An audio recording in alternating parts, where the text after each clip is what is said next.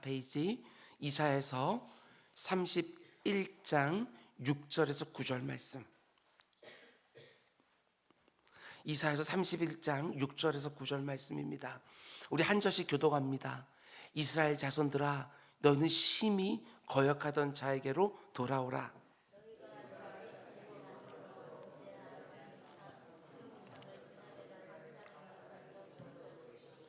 아수르는 칼에 엎드러질 것이나 사람의 칼로 말미암음이 아니겠고, 칼에 삼켜질 것이나 사람의 칼로 말미암음이 아닐 것이며, 그는 칼 앞에서 도망할 것이요 그의 장정들은 복역하는 자가 될 것이라. 그의 반석은 두려움으로 말미암아 물러가겠고, 그의 고관들은 기치로 말미암아 놀라리라. 이는 여호와의 말씀이라. 여호와의 불은 시온에 있고 여호와의 풀무는 예루살렘에 있느니라. 아멘, 아멘. 잠시 기도하겠습니다. 사랑해 주님, 감사합니다. 하나님께서 은혜로 어제도 잘 살 수 있게 하셨습니다. 오늘도 또한 하나님은 우리에게 흡족한 은혜를 주셔서 오늘도 살 수 있도록 필요한 모든 것들을 공급해 줄 줄 믿사오니, 내 주 아버지 하나님, 오늘도 그 은혜 직감하면서 힘있게 시작하는 하루의 첫 시간이 될 수 있도록 주님 인도하여 주시옵소서. 우리 삶 가운데 어려움이 하나도 없어서 우리가 찬송하는 것들이 아니라 내 주 예수께서 그 길을 함께 동행하고 계신다는 그 믿음을 허락하여 주셨기 때문에 그 어떤 상황 가운데 속에서도 우리가 찬송하며 살 수 있는 줄 아오니, 내 입에서 불평과 원망과 탄식이 가득하지 않게 하시고 언제나 주님의 은혜를 믿고 찬송하며 하루하루 살아가는 우리 모두 되게 하여 주시옵소서. 환절기 가운데 속에 감기나 몸살로 힘들어하는 분들도 많이 있습니다. 우리 자녀들 가운데는 인생의 그 사춘기 때문에 힘들어하는 사람도 있고, 우리 사랑하는 성도님들 가운데는 갱년기로 힘들어하는 분들도 있습니다. 인생의 어떤 시기를 지나가든지 하나님께서 모든 것들을 넉넉하게 감당할 수 있는 능력을 주신 줄 알고, 그 가운데 속에 오직 하나님 바라보며 한 걸음 한 걸음 힘있게 내다들 수 있도록 주님 은혜 베풀어 주시옵소서. 특별히 우리의 연로한 부모님들, 오늘도 하루에 일용할 힘과 능력과 평안을 허락하여 주시고, 우리의 어린 자녀들 주님께서 함께 붙들어 주셔서 오늘도 하나님께서 인도하시는 그 자리에서 미래를 위하여 힘을 다하는 우리 친구들 다 될 수 있도록 주님께서 안전하게 보호하여 주시옵소서. 아버지, 오늘도 대신방이 이어집니다. 주님께서 오늘도 점심때 만나는 심령 하나하나 붙들어 주셔서 아버지 하나님, 그들의 마음 가운데 하나님 향한 사모하는 것들이 부족한 종과 함께 나누면서 그 가운데 하나님의 뜻을 더욱 분명하게 보게 하여 주시고 함께 기도하는 그런 역사가 이어질 수 있도록 주님 은혜 베풀어 주시옵소서. 아버지 하나님, 별고동이라는 태명으로 하나님 앞에 예물을 드립니다. 주님께서 함께 붙들어 주셔서 에스더와 같이 아름답고 담대한 그런 손녀딸이 될 수 있도록 주님 은혜 베풀어 주시고, 에스더의 이름 뜻 아버지 하나님, 별과 같이 빛나는 아름다운 인생으로 아버지 하나님 그 뱃속에 있을 때부터 기도가 하나님 앞에 쌓여질 수 있도록 주의 1,000번째를 받아 주옵소서. 예수님의 이름으로 기도드렸습니다. 아멘, 아멘. 여러분 잘 오셨습니다. 오늘 어제보다 조금 더 좋은 날이 좀 있습니다. 아멘. 믿음으로 선포하고 하루하루는 시작하는 것이지요. 오늘은 이사야서 강의 74번째 시간입니다. 오늘 말씀의 제목은, 여러분 잘 들으십시오. 남도 태우고 나도 태울 수 있는 여호와의 불이 내 안에 있다. 이런 제목으로 말씀 전하도록 하겠습니다. 남만 태우는 것이 아니라 나도 태울 수 있는 여호와의 불이 내 안에 있다. 이런 제목으로 말씀 전하도록 하겠습니다. 어제 새벽에 우리는 믿음과 현실이라는 그 간극, 하나님의 말씀과 지금 내 앞에 직면한 문제 사이에 있는 간격을 훌쩍 뛰어넘어서 우리를 찾아와 호의해 주시고 건져 주시고 구원해 주신다는 하나님의 약속을 함께 묵상을 했습니다. 마치 큰 사자, 젊은 사자가 자신이 움켜쥔 먹이를 아무에게도 안 빼앗기는 것처럼 하나님이 자기 백성들을 호의해 주시고 건져 주시고 구원해 주신다, 분명하게 약속해 주셨습니다. 그런데 하나님의 약속의 말씀과 현실의 문제 사이를 뛰어넘어서 하나님이 자기 백성들을 호의해 주시고 건져주시고 구원해 주시는데 우리에게 요구하시는 것 딱 한 가지가 있습니다. 그게 뭐냐? 6절에서 하나님은 이렇게 말씀합니다. 이스라엘 자손들아, 내 백성들아, 너희는 심히 거역하던 자에게로 돌아오라. 지금까지 너희가 심히 거역했지만 이제라도 나에게 돌아오라. 이거 하나만 딱 요구하시는 거예요. 하나님의 호의해 주심과 건져 주심과 구원하심을 받기를 원한다면 이거 하나 명심하고 있어라. 너희가 지금까지 아무리 나를 거역했다 할지라도 지금이라도 돌아오라. 그럼 내가 이 은혜를 너희들에게 베풀어 주리라. 여러분과 제가 얼마나 엉터리입니까? 순간순간 하나님의 뜻과 반하여 가고 있을 때가 얼마나 많은지 몰라요. 근데 하나님은 언제나 돌이키기만 하면 내가 너에게 은혜를 베풀어 주시겠다. 또 이렇게 약속해 주고 있는 것이지요. 하나님 없이도 얼마든지 스스로 구원할 수 있는 것처럼 애굽 땅으로 달려가고 있는 자기 백성들을 향하여 돌아와라. 돌아오기만 하면 내가 아수르의 이 공격으로부터 너희를 호위해 줄 것이고 건져 줄 것이고 구원해 주리라. 이렇게 말씀하고 계시는 거예요. 나의 죄를 토설하고 내가 살던 삶의 방식을 멈추고 방향을 돌이켜 하나님께 돌아오라. 그러면 하나님의 호위하심과 건져주심과 구원하심을 네가 반드시 경험하게 될 것이다. 이거 하나만 돌이켜라. 돌아오라. 여러분과 제가 진짜 그분의 백성이라면 우리에게 살 길은 이거 하나밖에 없습니다. 세상 사람들에게는 이 길로 가도 될 것 같고 저 길로 가도 될 것 같지만 여러분과 제가 살 길은 딱 한 가지, 언제나 하나님께로 향하는 거. 그거 하나밖에 없는 거예요. 이 땅을 그분의 백성으로 살아가는 여러분과 저는 오직 하나님을 향하고 있을 때만 삶을 사는 것처럼 살게 되어지는 거예요. 이 땅을 믿음으로 사는 것은 때때로 미련해 보이기도 하지만 그렇지 않습니다.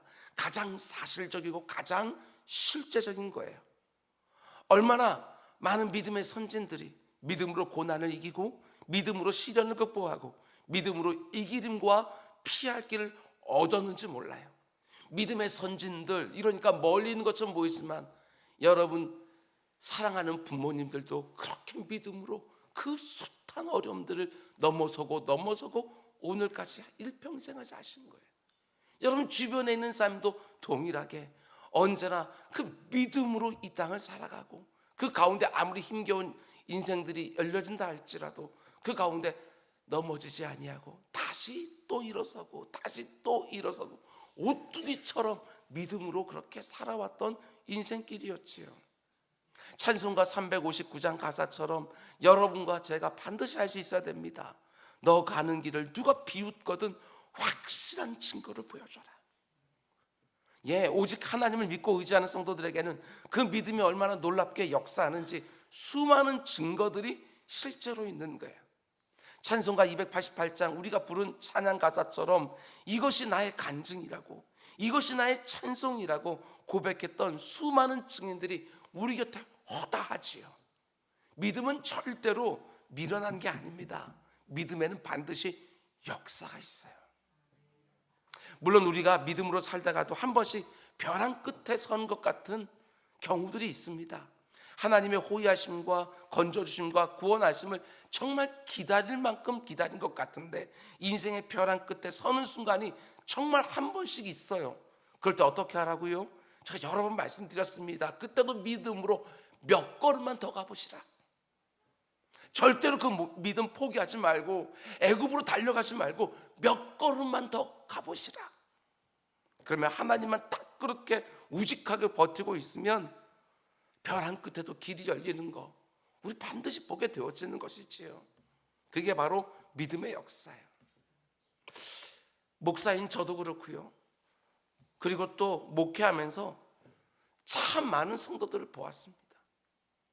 그 가운데 속에 가장 많이 흔들릴 때는 경우가 어떠했는가?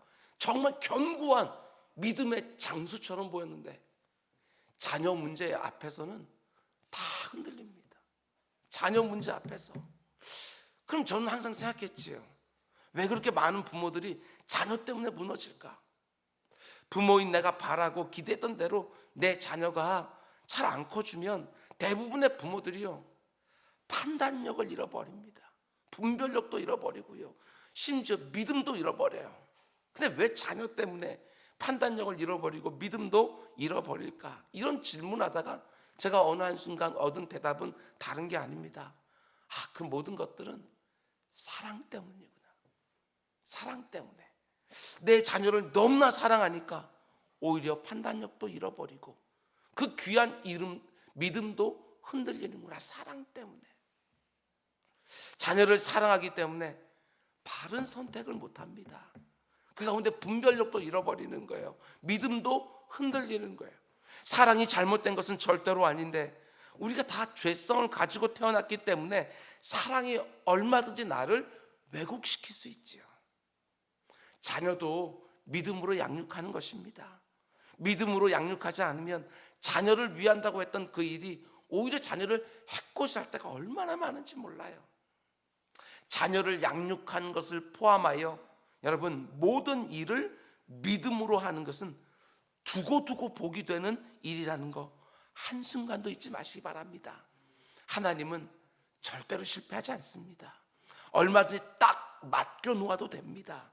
그분이 만드신 세상이고 그분이 내게 허락하신 생명이고 그분이 다스린 세상 속에서 나와 내 사랑하는 사람들이 살고 있는 것이지요. 그분을 온전히 믿고 이 땅을 살아가는 것이 가장 정확하고 가장 안전하고 심지어 가장 빠르기도 해요.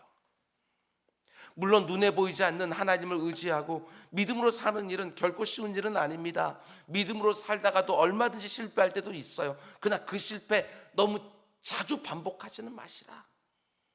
내가 믿음에서 벗어났다고 깨달아지는 즉시로 하나님께로 또 돌이키고 또 돌이키고 또 돌이키는 거예요. 순간순간 돌이키는 것, 그거 하나면 된다. 하나님 그렇게 말씀하시는 것이지요. 세상으로 달려가던 그 발걸음, 애굽으로 달려가던 그 발걸음 딱 돌이켜서 나를 찾고 나를 구하고 나를 부르짖으라. 그리하면 내가 현실의 모든 어려움을 훌쩍 뛰어넘어서 너를 호해주고 건져주고 구원해주리라. 그게 바로 하나님의 약속이지요. 목사인 저도 믿음으로 순간순간 매 순간을 살아간다고 하는 것 여간 어려운 싸움이 아닌지 모릅니다. 그래서 이런 기도를 한 번씩 들을 때도 있어요. 하나님, 아예 제 영혼의 심장을 바꿔주십시오. 영혼의 심장, 가장 중심에 있는 거. 내가 좀 모자라구나, 이런 점은 좀 고쳐야 되겠구나, 의지가 좀 부족하구나, 이 정도가 아닙니다. 마치 내 영혼의 심장을 꺼내서 다른 심장으로 바꿔 끼워야 될 정도로 이것저것 한두 개 문제가 아니라 정말 총체적으로 문제구나, 이것을 깨달을 때가 있는 거예요. 성경이 말하는 회개도 마찬가지입니다. 성경이 말하는 회개의 핵심은 지금 내가 하고 있는 못된 행동 한두 개 바꾸는 게 회개가 아니에요. 마음 중심을 하나님께로 돌이키는 거. 그러면 못된 행동 한두 개는요, 그 가운데 다 따라서 방향을 바뀌어 들어 있어요. 그게 진짜 회개예요. 마치 내가 이것만 고치면 좀 더 괜찮아질 것처럼 어림없는 소리예요.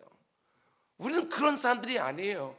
우리는 나면서부터 죄인을 태어난 사람이고 예수 그리스도 나의 구주가 십자가에 죽어주지 않으시면 안 될 정도로 다 망가진 사람들이 여러분과 저라고요. 내가 어느 정도 섰다, 절대 그렇게 생각하지 마시기 바랍니다. 나는 내 영혼의 심장 자체가 잘못된 사람이다. 그래서 언제나 하나님께로 돌이켜야 되는 사람이다. 이걸 딱 가지고 살아야 이 땅을 우리는 제대로 살게 되어지는 거예요. 오늘 이 새벽에 요즘도 내가 믿음으로 살고 있는지 아니면 애굽을 향해 가고 있는지 꼭 점검해 보시기 바랍니다. 눈에 보이는 말과 병거와 마병, 그런 것들이 하나님의 도우심보다 더 실제적이고 더 현실적인 도움이라고 생각하고 있지는 않은지 꼭 돌아보면서 내 마음 전부를 가지고 하나님 앞에 또 달려나가는 우리 모두가 다 될 수 있기를 주님의 이름으로 축원을 드립니다. 그럼 이제 또 한 가지, 여러분과 제가 하나님께로 돌아가면 어떤 일이 벌어지느냐. 애굽의 말과 병거와 마병이 자기들을 구원해 줄 걸 생각하는 남유다 백성들이 하나님을 향하여 딱 돌이키기만 하면 어떤 일이 일어나느냐.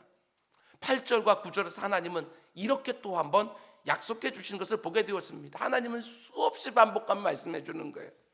아수르는 칼에 엎드러질 것이나 사람의 칼로 말미암음이 아닐 것이다. 칼에 삼켜질 것이나 사람의 칼로 말미암는 것이 절대로 아닐 것이다. 그는 칼 앞에서도 도망할 것이요 그의 장정들은 복역하는 자가 될 것이라. 그의 반석은 두려움으로 말미암아 물러가겠고 그의 고관들은 기치로 말미암아 놀라리라. 이는 여호와의 말씀이라. 여호와의 불은 시온에 있고 여호와의 풀무는 예루살렘에 있느니라. 여러분, 남유다의 문제였던, 지금 가장 어려운 문제였던 그 아수르가 언제 망해요? 다른 게 아니에요. 남유다가 하나님께 돌이키니까 아수르가 망해요. 이걸 잘 보셔야 돼요. 그러니까 이 상황에서 하나님은 누구를 딱 중심에 놓고 이 세상을 경영하시는 것입니까? 자기 백성들을 놓고 이 세상을 경영하는 거예요. 그래서 제가 늘 말하는 것처럼 여러분과 제가 잘 살아야 된다고 이 말씀을 하는 거예요. 특별히 9절 맨 마지막 부분 한번 보십시오. 여호와의 불은 시온에 있고 여호와의 풀무는 예루살렘에 있느니라. 남유다 백성들이 하나님께 딱 돌이키자마자 지금까지 그들의 문제였던 아수르의 위험이요 순식간에 사라집니다. 하나님이 자기 백성들이 돌이키는 것을 보시고 곧바로 그들의 불이 되어주시고 그들의 풀무가 되어주시는 거예요. 우리가 잘 아는 것처럼 아수르 왕 사네립이 히스기야 시대에 남유다를 쳐들어와서요 정말 예루살렘 성 하나만 딱 빼놓고 거의 대부분을 다 점령해 버립니다.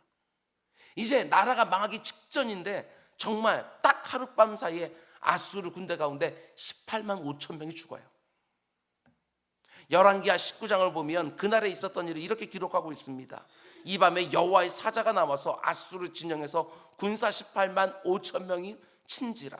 아침에 일찍 일어나 보니 다 송장이 되었더라. 무슨 말이지요? 애굽의 무수한 말들과 강력해 보이는 그 병거들과 용맹한 마병들이 이렇게 해준 게 아니라는 것입니다. 하나님이 친히 일어나셔서 그들을 치시니까 한순간에 아수르 군대가 다 송장이 되었다. 객관적으로 보면 아수르가 망하는 것은요 가능한 그림이 아닙니다. 그 당시에 근동지방에서 가장 강력한 나라예요. 오히려 남유다가 망하는 것은요 언제든지 가능한 그림인 거예요. 근데 아수르가 남유다를 쳐들어왔다가 말도 안 되게 패배했어요. 그리고 이 전쟁 이후에 급격하게 아수르의 구군이 다하면서 꺾이는 것이죠. 그러다가 망합니다.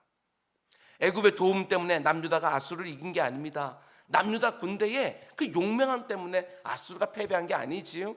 여호와의 불이 예루살렘과 시온에 있었기 때문에 아수르가 쳐들어왔다가 여호와의 불에 완전히 타버린 거예요. 이스라엘이 너무 약해 보이니까 만만하게 받겠지만 아니요, 그 이스라엘 그 안에는요 여호와의 불이 있었어요. 아수르가 그 불을 건드렸는 거예요. 그리고 다 타버린 것이지요. 예루살렘과 시온으로 대표되어진 남유다는 아수르에 비하면 굉장히 작은 나라고 보잘것없고 초라해 보이지만 남유다의 힘은 여호와의 불이라고 말씀하셔요. 여호와의 불이 예루살렘과 시온에 있지요. 여호와의 불이 그곳에 있기 때문에 예루살렘이나 시온을 건드리면 그 어떤 나라 다 망해요. 불을 건드린 거예요. 여호와의 불. 근데 우리가 절대로 놓치지 말아야 될 것은 이것입니다. 여호와의 불이 예루살렘과 시온을 쳐들어온 대적들만 태우는 게 아니다. 하나님을 인정하지도 않고 그분의 말씀을 듣지도 않고 자기 소견에 옳은 대로만 하겠던 그 고집스러운 남유다도 하나님이 자신의 불로 태워버리셔요. 아수르의 침공에서는 벗어났지만 BC 586년에 남유다는요 바벨론 제국에서 완전히 망해버립니다. 돌 위에 돌 하나 남지 아니하고. 그것도 바벨론 제국의 침공 때문이 아닙니다. 여호와의 불에 자신도 타버린 거예요. 남유다 백성들은 누구든지 자기 민족을 건드리면 여호와의 불에 의하여 다 태워질 걸 믿었어요. 이게 틀림없는 사실이에요. 그러나 그들이 하나 몰랐던 것은 여호와의 불이 자기들 안에 예루살렘과 시온에 있었기 때문에 성결하지 아니하고 거룩하지 아니하고 하나님 말씀에 거듭거듭 불순종하고 돌아오라 아무리 말씀하셔도 고집스럽게 세상으로 향하게 되어지면 그 불이 자기들도 태운다는 거, 그걸 몰랐던 것이지요. 우리는 하나님이 택하신 백성이다. 그 선민사상 하나 딱 붙들고 교만하게 살았을 뿐이지 여호와의 불이 자기들도 태울 수 있다는 사실을 망각해 버렸습니다. 너무나도 어리석은 것이지요. 잘 들으셔야 됩니다. 하나님의 백성들이 성결하고 거룩하고 말씀으로 살고 믿음으로 살 때는 여호와의 불이 나를 공격하는 대적들을 태우는 불이 되지만, 하나님의 백성들이 그분의 백성답게 살지 못하면 여호와의 불이 자기 백성들도 태워요. 왜? 성결하게 만들려고, 불순물을 태우려 버리시려고. 풀무불에 우리를 탁 넣어서 그 가운데 모든 불순물을 태우고 순금으로 만들어내세요. 그게 여호와의 불이에요. 양날의 검이지요. 우리 가운데 속에 하나님의 믿음대로 살고 말씀대로 살고 있는 그 모습이 있느냐 없느냐가 따라서 그 불이 내 대적들을 태우기도 하고 나를 태우기도 하는 거예요. 여러분과 저는 여호와의 불을 가지고 이 땅을 살아가는 백성이라고 하는 거, 여러분 꼭 기억하셔야 됩니다. 그 불이 이 세상을 정결하게 하는 불이 돼야 나도 살고 이상도 사는데, 우리가 성도답게 살지 못하면 그 불에 나도 타고 세상도 타요. 정말 제대로 사셔야 됩니다. 내가 제대로 살아야 나도 살고 내 곁에 있는 사람도 다 살게 되어지는 거예요. 내 안에 여호와의 불이 있어요. 그 불에 나도 타서 죽고 다른 사람도 타서 죽게 하는 것들이 아니라 너희는 세상의 빛이라. 그 빛을 비추어서 이 세상도 성결하게 만들고 나도 성결하게 살고, 그래야 그 불을 제대로 사용하는 우리가 다 되어지는 것이지요. 오늘 하루도 우리는 하나님 보내신 곳에 가서 하나님 내게 맡기신 일들을 감당하며 또 하루를, 그 일상을 살아가게 될 것입니다. 하나님을 모르는 사람들과 똑같이 살게 되었으면 이 불이요 제대로 빛을 비추지 못하는 거예요.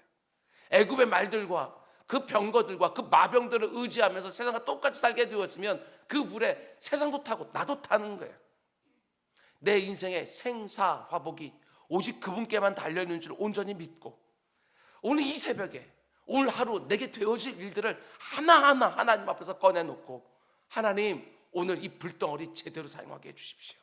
제대로 사용해서 나부터 이 새벽에 성결하게 내 마음 만들어 놓고 내가 가는 곳마다 그 가운데 속에 하나님께서 가증스럽게 여기는 것들 하나하나 태우면서 내가 있는 그 자리가 하나님 마음에 더욱더 흡족한 그 자리가 되게 달라고 기도하는 새벽이 될 수 있기를 주님의 이름으로 축원드립니다.